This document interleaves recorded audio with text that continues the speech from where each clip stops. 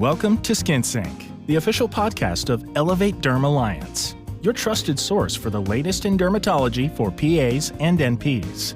Join our hosts for real clinician perspectives and expert guest insights as they explore everyday dermatology topics with practical takeaways.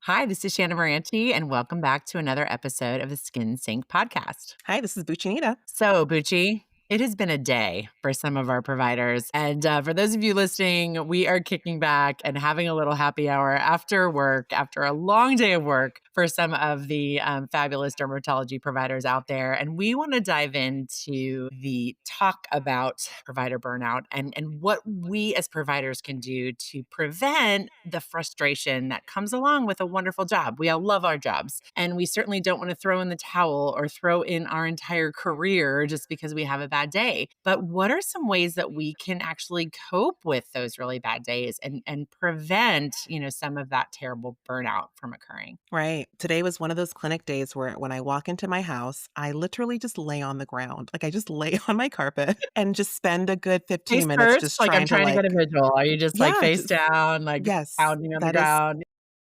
that was today. So, we all have these bad days, right? But, sometimes these bad days turn into bad weeks and into bad months and it becomes, really chronic. So, let's kind of dig into burnout a little bit. So, burnout really just to kind of define what it is, because I think we've been hearing this term a lot since COVID started, but what does it actually mean? So, it's really an ongoing state of feeling overwhelmed, fatigued, emotionally drained, and it's really due to chronic stress, either at work or with your family or social life. But in this case, of course, we're talking about how it affects us clinically. Burnout is not just a bad day, it is a chronic condition. And it can be really serious for people in our profession, especially in a specialty like dermatology, where we're very high volume. Like most people are seeing minimum 30 patients a day. I'm sure you know clinicians that are seeing 60 plus patients per day. Right. So it's very easy to cost yourself and wear yourself down into the ground. There was a report in 2024 showing that 36% of PAs have reported feeling burnout, and 7 out of 10 nurse practitioners have felt burnt out or depressed in the past year. So that's a big number. That's huge. Absolutely. So if you are out there feeling these feelings of frustration, you are not alone. Anywhere from 30 to 70% of your colleagues feel the exact same way. And that is when it's on a chronic basis. What Right. about those of us that just have a really awful day? Like how do we turn that around? How do we put a smile on our face and show up again at work the next day Yeah. with a better attitude? It's tough. It's tough. And there's some ways that we can really approach that. But in case you are really questioning, like, am I having burnout or is it just a bad day? There are some kind of clues that'll help you figure that out. One is exhaustion. Like, if you're just feeling like you're not just tired today, but you're tired all week, you just can't seem to get enough energy to just function in life, that could be a bad sign. If you're having chronic aches and chronic headaches, you're finding yourself getting ill more frequently, that could be an issue. Are you becoming more cynical when it comes to your patients and your just life in general? There's been a period of my career where I think I was experiencing burnout. I didn't know what that was at the time, but I would just find I was more detached. And I'm not that kind of person when it comes to my patient care, but I just wasn't feeling like my heart was in it. And I remember one day showing up to my job. I was driving to work and I just started feeling this pressure, this kind of tightness in my chest. And I knew the reason why. I was frustrated about the day before in clinic. I had had a disagreement with my supervising physician and I had to call a friend. I'm like, girl, I don't know if I can go into the clinic today. Like, tell me, tell me what to do. So it got to the point where I was feeling the physical manifestations of it. So you really don't want to ignore those symptoms when they happen. And then really you also can start to feel just irritable and you can feel just inefficient, right? There's a lack of achievement. You're less productive. Your job performance starts to slump. Your patients might suffer from that. So you really want to kind of tap into what am I feeling? Why am I feeling this way? And try to recognize burnout when it's happening. Yeah. And I feel like, again, so many of us, even that have been in this career for years, for decades, can get a little snarky, can get a little cynical because, we sometimes like roll our eyes and we're like, oh my God, not another hair loss patient or not Right. another, X, Y, or Z, rash that may not be an end all be all or life threatening condition. We need to truly check ourselves, almost like check your face in the mirror, check your expression, make sure you don't have RBF when you're walking into Yeah. that room. Make sure that you are in your best headspace to be able to take care of someone else. They say on the airplane, you always have to make sure you put your oxygen mask on first before you help somebody else. So you Right. always have to try to help yourself and make sure you are in that best headspace to be able to help another person out. And unfortunately, some days that's 40 other people, 50 other people. So Yeah. we're going to be wearing that oxygen mask all day long. Right. We have to find it. There are some risk factors that really increase your chances of having burnout. Number one is that work-life balance. Like if you're trying to find that, which I don't even know if that's a thing, to be quite honest, because I feel like when Yeah. I'm succeeding here, I'm failing here, right? There's always Yeah. going to be some level of imbalance.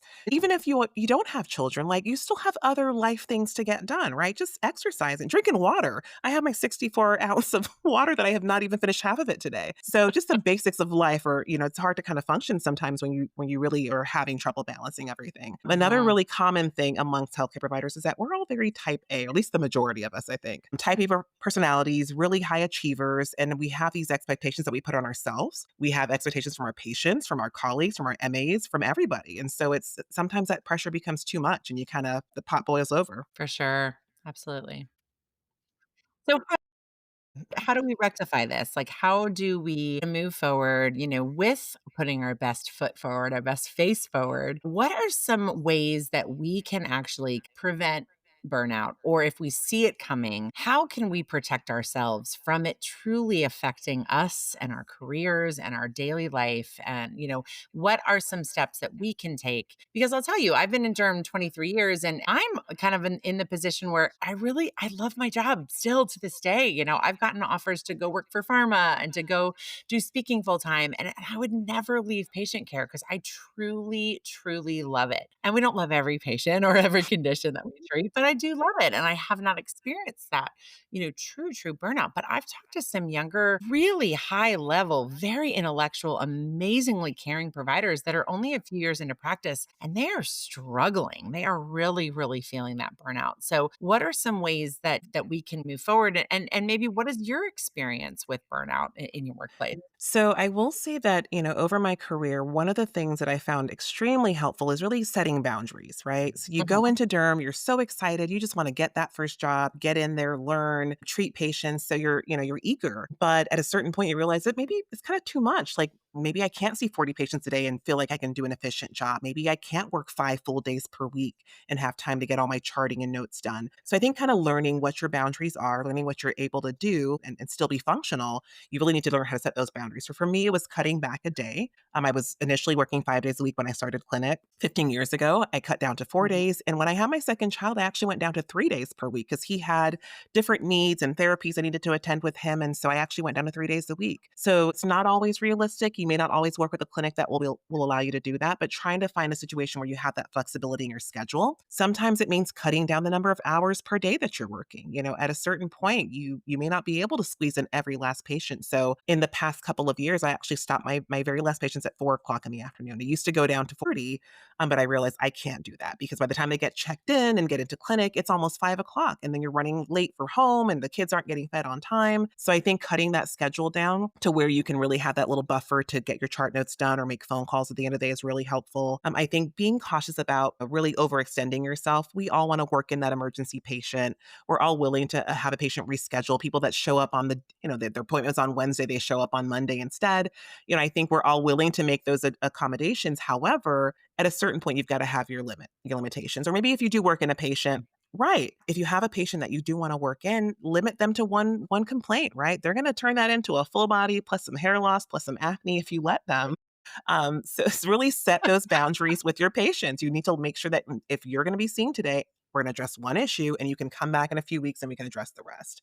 So I think Okay, really setting up those I need to boundaries. listen to this advice because I am definitely guilty of well, first of all, I always say, like, "I'm married for love, not for money." I married a teacher. I love him dearly, but, I had to wear the pants in the family from the very beginning of our relationship, so I was always like, "No, I wanna see as many patients as possible, and I wanna work as many days as possible," and you pile so much on yourself that it ends up getting to be very overwhelming, and then, of course, you're always going to have those people that walk in and they're miserable, and your front desk is going to come back and say, Mrs. So and so is here and she's in the waiting room and she's willing to wait 3 hours to see you, but can you just squeeze her in? And of course we're going to say yes. But I think setting boundaries is really, really important, especially when it comes to your after hours time. And this is where I actually have been good about setting boundaries. I don't know about you, but I get tons of pictures on my iPhone from friends of friends that have my phone number. And then they say, Shanna, so and so's kiddo just got a rash. And could you just look at this? Or, hey, I'm so sorry to bother you at 8:30 p.m. at night when I'm supposedly tucking my kiddos into bed,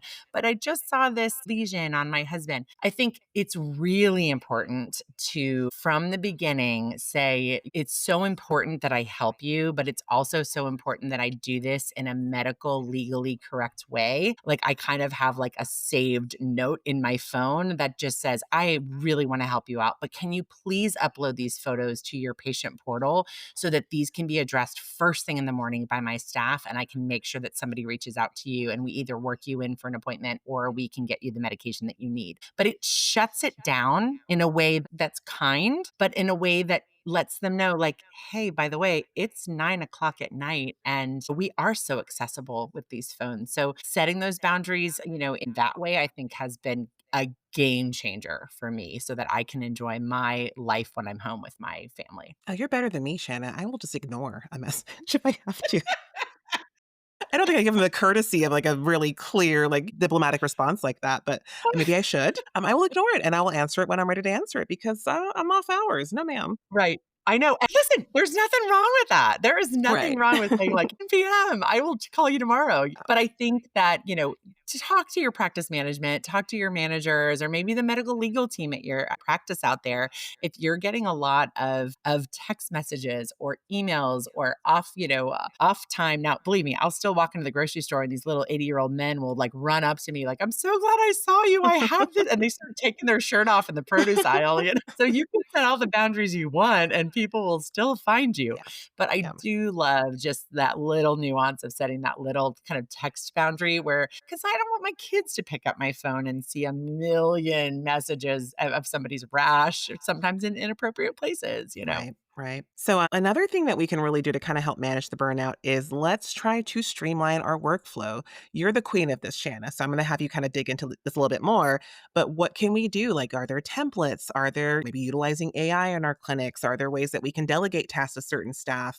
What do you do to streamline that workflow to make your clinic more efficient? Yes, yes, and yes. And I actually have a very dear colleague, and she was one of my mentees at one point. She came and worked at our office as a nurse and then went back and got her DNP. And she now specializes and goes out and speaks on operational efficiency. And she's so brilliant with this. But it's really, really important that we all take a little bit of time in the front end to set up protocols, to set up workflow, just expectations with our medical assistants, with our teams, like make sure that we let them know, hey, by the way, I'd like you to check all of my tasks, all of the phone calls, all of the path log, all of the cover my meds, like every morning when you get there, a little bit early before you room that first patient. And then I'd like you to check them again at the end of the day. And once those are all checked off, you've set those expectations. So therefore you're not frustrated and you're not feeling like, oh my gosh, I have all this additional stuff to do at the end of the day,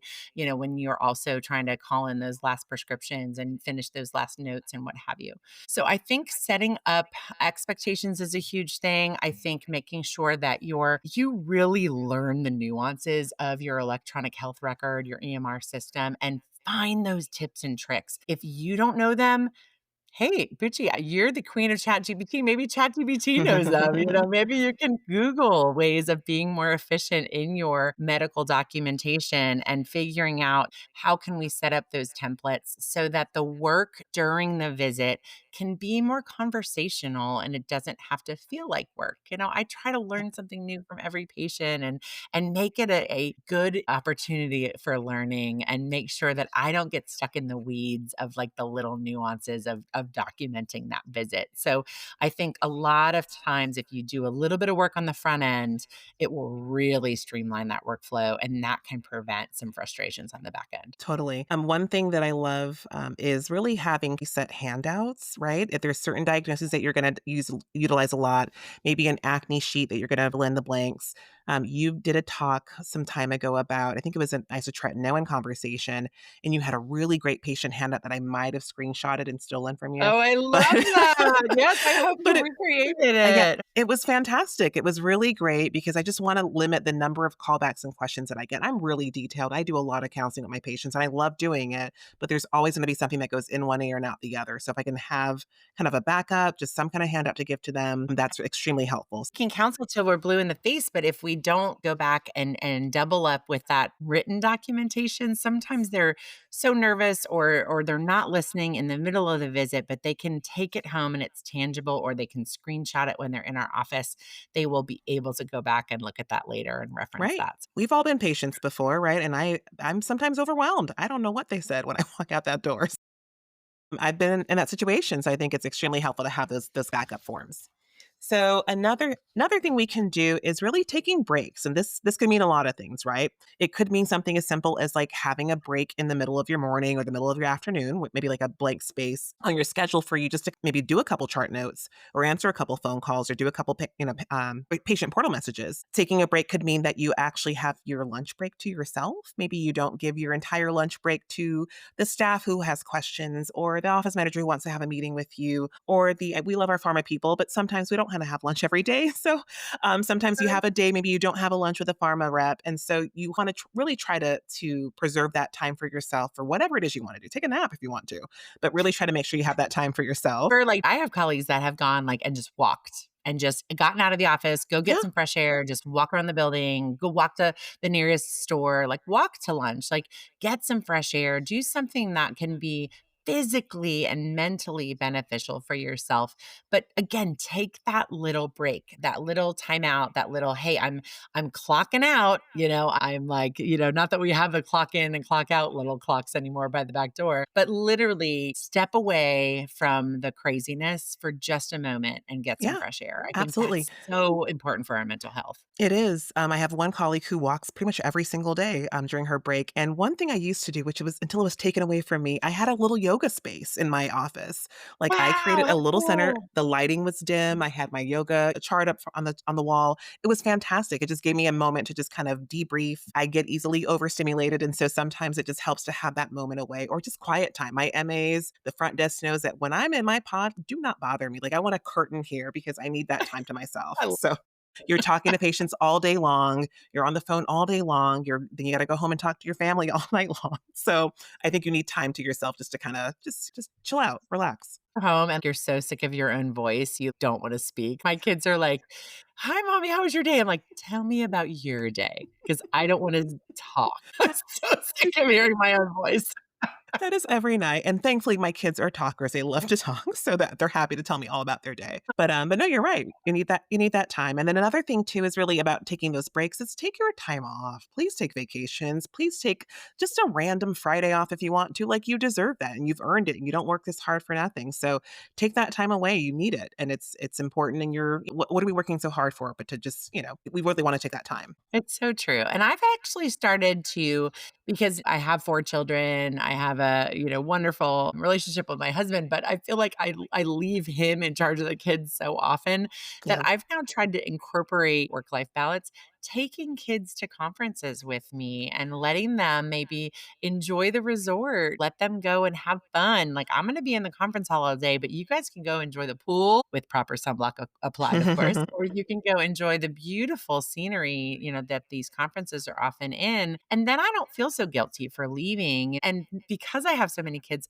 I'll just take one or now two now that they're teenagers and or just my husband and one kiddo and then leave a babysitter home with the littles or something. But it's really wonderful to be able to show them like, hey, like mommy works really hard and this is something that I'm in that's important to me, but I want them to be part of it. That's a really great idea. I have not gotten to that point yet with my children, but I'll get there. Well, I wish we could have had all of our kids in Puerto Rico together, but they would have had Right. way more fun than we did. Now, a couple other things I think we should really be doing. Number one is, and this is sometimes it sounds really cliche to say this, but really that personal wellness, that self-care, it really does make a difference to help you build your resilience and be more less subject to burnout. So that means exercise. For me, I love to throw some weights around at the gym. I love Pilates. I'm going to make time to do those things because it's important for my mental health.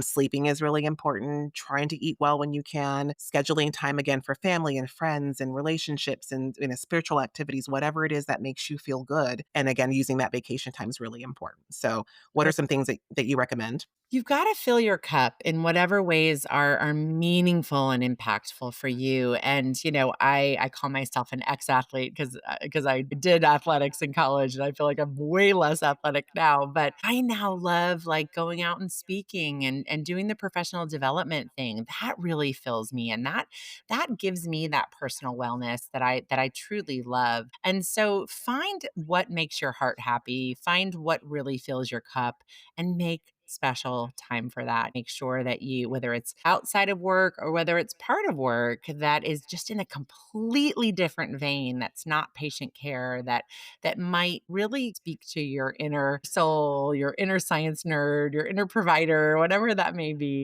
your inner athlete. Make sure that you are making the time, to do those special things, because it's really, really important to have the off button, where we can kind of step away. To quote Ted Lasso, we have to be a goldfish. If we have a bad day, we have to be able to forget it. And it's so hard to forget. It's so hard to step away from a bad experience or a bad outcome, or a patient that might have been in a really bad mood and made a stink at the front desk.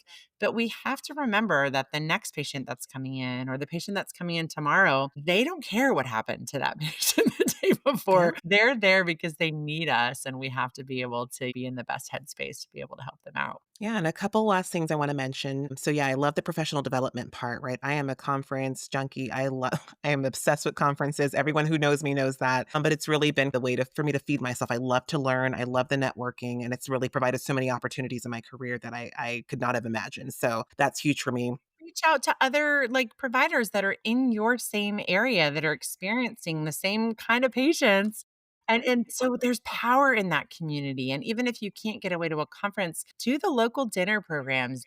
Start your own journal club in your area if you don't have one. Like, it's really important that we all band together and learn from each other and have those opportunities for growth, both in our profession and in dermatology, because there's so much to learn. But also just financial empowerment. There are opportunities for learning amongst other professionals that are in our same state of life. So that's really impactful too.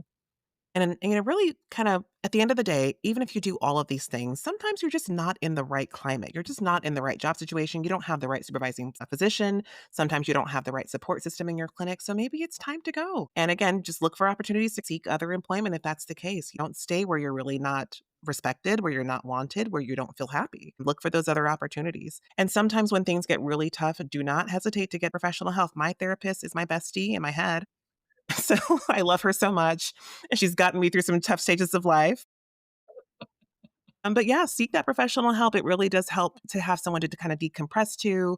If you need medication or therapy to help you, whatever it is, just make sure that you don't suffer, really don't suffer alone. Try to find that support system to kind of guide you through it. And now there are so many virtual opportunities for mental health and for just whether it be therapy, whether it be full psych, whether it be, just support groups or other groups in your area. I feel like we are a very communal organism. We need other people to be able to survive. No human being can survive forever on an island by themselves. So we really need to be able to have the ability to reach out and have the courage to reach out, because sometimes it takes a very, very courageous first step in order to get the help that you might need. So whether that be from local community groups or whether that be from professional help, make sure that you do that and give that gift to yourself to reach out. Whether it's just calling your best friend or calling your favorite therapist, your bestie, it's definitely, so incredibly impactful and can have a huge opportunity for growth in your life and in your career. Yeah, and that's really it. Try to avoid the negative outlets, right? We all have that tendency to kind of decompress with certain things that maybe aren't the best for us. So try to really avoid those negative outlets, and again, seek out help where you can find it. But Shanna, this has been a great conversation. I love having this talk because we feel this at least one day per week where I'm having a rough day. So it's always good to know that there's people that are in it with me. Right? Well, if your bestie's ever busy, give me a call because I'm always Will here do. for you. And we all just need to be here for each other. And hey, there's nothing wrong with like sending a little text like an atta girl. Like if you see a colleague who's having a rough day, like let them know that you've been there. Let them know, hey, I see you. I see that, this is something that has been stressful for you today and I'm here for you. And again, we all just need to be able to be there for each other. So you call me anytime. Will do. Appreciate it. Absolutely. Well, I hope you all enjoyed this episode of the Skin Sync podcast. Please contact us with any additional ideas or thoughts that you might have for additional episodes. We're still learning. We're still growing. And Bucci and I would love to hear from you. We would love to hear about what you would want to gain from this experience. So I hope you all continue to grow and become the best providers that you can be. Absolutely. Thanks for listening, guys. Thanks for tuning in to Skin Sync. Don't forget to subscribe to Skin Sync on Spotify or Apple Podcasts so you never miss an episode. To explore more of Elevate's educational and career resources, visit elevate-derm.com. Please note, this podcast is for informational purposes only and not a substitute for professional medical advice. Always consult a licensed healthcare provider before making medical decisions. Clinicians must rely on their own judgment and training in all patient care situations.